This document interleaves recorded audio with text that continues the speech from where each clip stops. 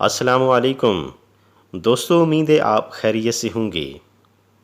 کافی عرصہ پہلے کی بات ہے کہ ہمارے گھر ایک مہمان آیا۔ اس مہمان کے ساتھ ہماری اتنی شناسائی تو نہ تھی، البتہ ایک جاننے والے دوست کے حوالے سے ہمارے پاس آیا تھا۔ ہم نے اس کی بہترین خاطر مدارت کی اور اس کا خوب اکرام کیا۔ اس نے رات ہمارے پاس ہی رکنا تھا، لیکن عصر کے وقت اچانک روانگی کا پروگرام بنا لیا اور بتایا کہ اسے کوئی ضروری کام نپٹانا ہے، لہٰذا رات نہیں رک سکتا، اور فوراً ہی روانہ ہو گیا۔ اس کے چلے جانے کے بعد جب میں کمرے میں واپس آیا تو اپنی خوبصورت اور بڑے شوق سے خریدی ہوئی کلائی گھڑی کو غائب پایا۔ گھڑی کو بہت تلاش کیا لیکن نہ ملی، لہٰذا شک فوراً اس مہمان کی طرف چلا گیا۔ آخر یہ بات اس دوست تک بھی پہنچ گئی جس کے حوالے سے وہ ہمارے پاس آیا تھا۔ اگلے روز وہ دوست ہمارے پاس آیا اور انتہائی معذرت کرتے ہوئے گھڑی میرے حوالے کر دی جو اس نے اس مہمان سے برآمد کی تھی۔ اس دوست کو بھی مہمان کی اس اوچھی حرکت کا بے حد ملال ہوا۔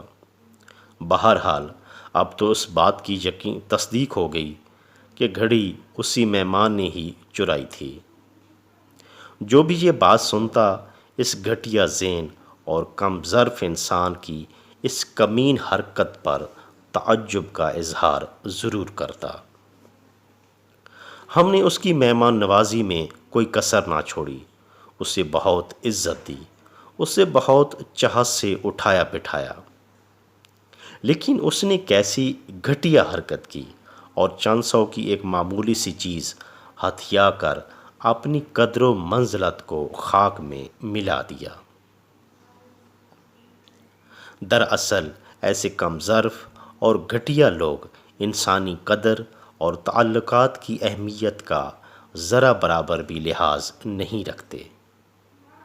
ان کی نیت میں فتور ہوتا ہے۔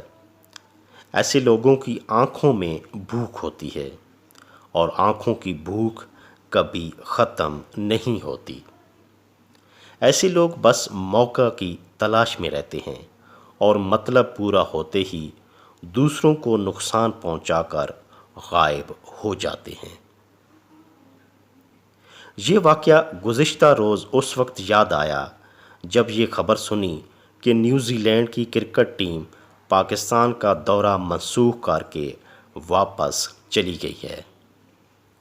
نہایت افسوس ہوا کہ جس مہمان ٹیم کو ہم نے شاہانہ پروٹوکول دیا، خوب خاطر مدارت کی، پرتپاک استقبال کیا، اعلیٰ ہوٹلوں میں ٹھہرایا، کئی روز سٹیڈیم میں کامیاب پریکٹس کروائی، معزز مہمان بنا کر رکھا، لیکن انہوں نے عین موقع پر دھوکہ دیا۔